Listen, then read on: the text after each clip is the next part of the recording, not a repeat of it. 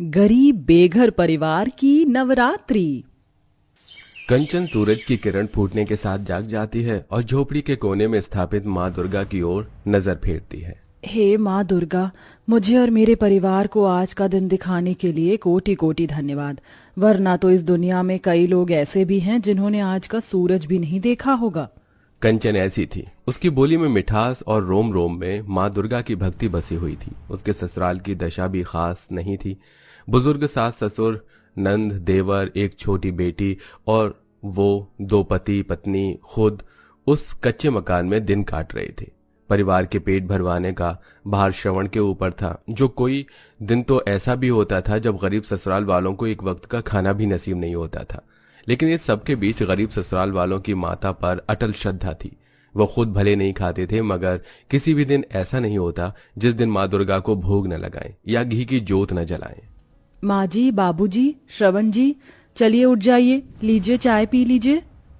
कंचन, सूरज सिर पर चढ़ाया है और तुम अब उठा रही हो? आज मुखिया जी की फसल की कटाई करनी थी। श्रवण को परेशान होते देखकर पिता रामदास जी ने कहा, अरे श्रवण, क्यों इतना हड़बड़ा रहा है? चाय पी ले, फिर चल पड़ेंगे दोनों बाप बेटे खेत पर। श्रवण के बापू, थोड़े दिनों में माँ दुर्गे की 9 दिनों की नवरात्रि व्रत आरंभ हो रहे हैं। मैया की स्थापना के लिए सामान चाहिए होगा। चिंता मत करो भाग्यवान, आज मुखिया जी की खेती की फसल काटने के बाद जो पैसे मिलेंगे उससे सामान ले आएंगे। और माता रानी की दया कृपा से हमने जो अपनी जमीन पर खेती की है, इस बार वो खूब फली है। खूब सारे अनानास, अनार, नारियल उगे हैं। इस बार नवरात्रों में फल बेचकर अच्छी कमाई हो जाएगी।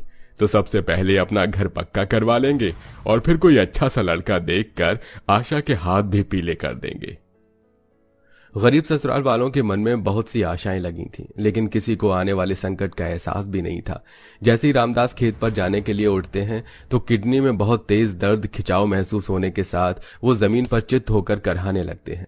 आह, अरे आह, माँ! हे माता रानी, श्रवण के बापू, क्या हुआ तुमको? पिताजी, पिताजी, क्या हुआ आपको? पूरा परिवार आंखों में आंसू लिए रामदास को अस्पताल में भर्ती करते हैं। कुछ देर में डॉक्टर बाहर निकल कर आता है और आशा बोलती है, श्रवण भैया, डॉक्टर आ गए। डॉक्टर साहब, मेरे पिताजी अब कैसे हैं? वो ठीक तो है? हमें बड़े दुख के साथ कहना पड़ रहा है, मगर आपके पिताजी की दोनों किडनी खराब है। जल्द से जल्द हमें किडनी ट्रांसप्लांट करनी होगी। उसमें लगभग 10 लाख रुपए लगेंगे। आप जल्द से जल्द पैसों का इंतजाम कीजिए। 10 लाख रुपए हम गरीब लोग कहाँ से लाएंगे डॉक्टर साहब? डॉक्टर साहब, आप ऑपरेशन की तैयारी कीजिए, मैं पैसे लाता हूँ। डॉक्टर के जाने के बाद बहू कंचन चिंता के भाव से बोलती है, अजी, इतने पैसे आप इतनी कम मोहलत में कहाँ से लाएंगे? तभी बहते आंसुओं से श्रवण ने कहा, बाबूजी को बचाने के लिए मैं घर द्वार खेत बाड़ सब कुछ बेच दूंगा कंचन, और कोई चारा नहीं है। ये तो क्या बोल रहा है श्रवण बेटा? घर बार बिक जाएगा तो रहेंगे कहाँ? माँ जी, ससुर जी इस परिवार की जड़ हैं। इस वक्त उन्हें बचाना बहुत जरूरी है। माता रानी ने चाहा तो घर तो फिर बना लेंगे हम।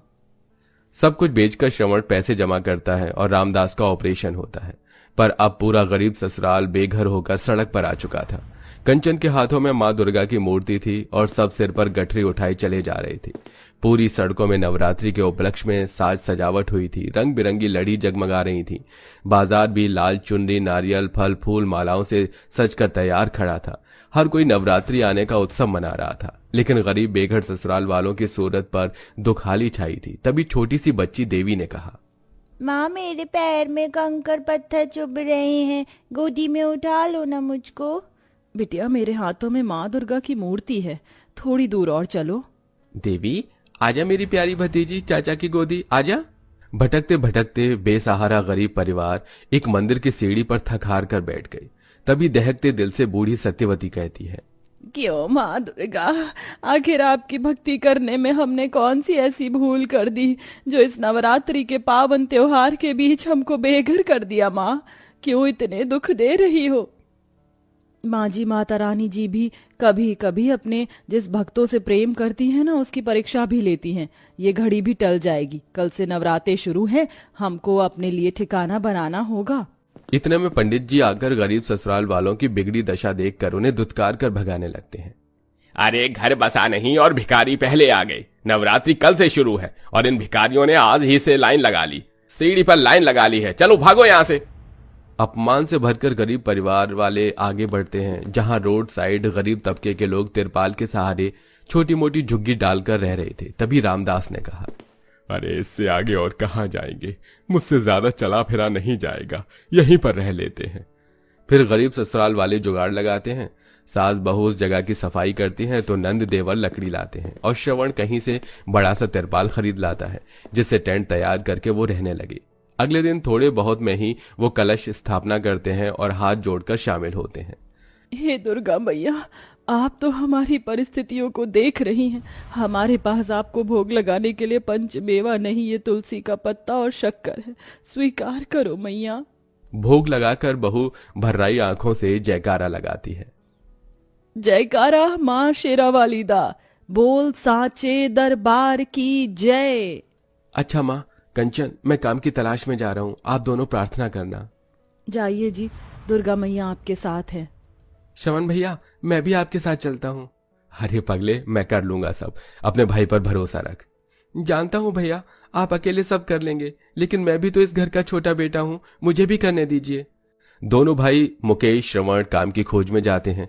इधर ससुराल वाले उपवास में थे। देखते देखते शाम गुजर गई। लगातार भूखा रहने से सास की तबीयत बिगड़ जाती है। माँ जी आप ठीक तो हैं?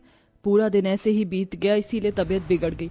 आशा, माँ जी का ख्याल रखना, सांझ हो रखी है, मंदिर में आरती हो रही होगी, थोड़ा तो प्रसाद मिल जाएगा। मन में आशा का दीपक जलाए गरीब बहू बेटी के साथ मंदिर में आती है, जहां दोनों को एक एक लड्डू मिलता है और पूरा ससुराल उसी से थोड़े में थोड़ा खाकर व्रत खोलता है। श्रवण जी, आप काम देखने गए थे, कोई काम बना?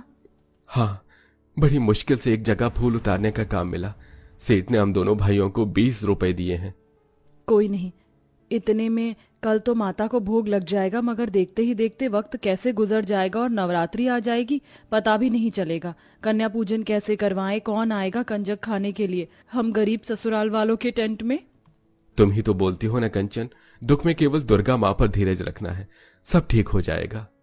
इसी तरह से एक एक दिन गुजरने के साथ नवरात्रि की सप्तमी पूरी हो जाती है।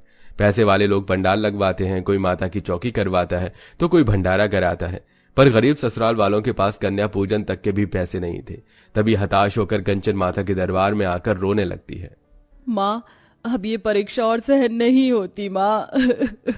ये गरीब भक्त आज तुम्हारे दरबार में झोली फैलाकर गुहार लगाती है, कोई तो रास्ता खोलो माँ। अगर मैंने और मेरे गरीब ससुराल वालों ने पूरी श्रद्धा भक्ति से आज तक तुम्हें पूजा है तो उसका फल आज मुझे दे दो मैया।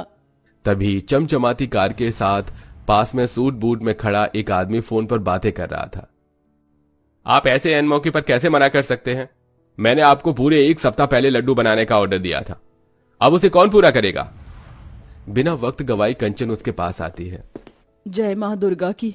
भैया, आप कहें तो मैं और मेरा परिवार मिलकर 100 किलो लड्डू का ऑर्डर पूरा कर देगा।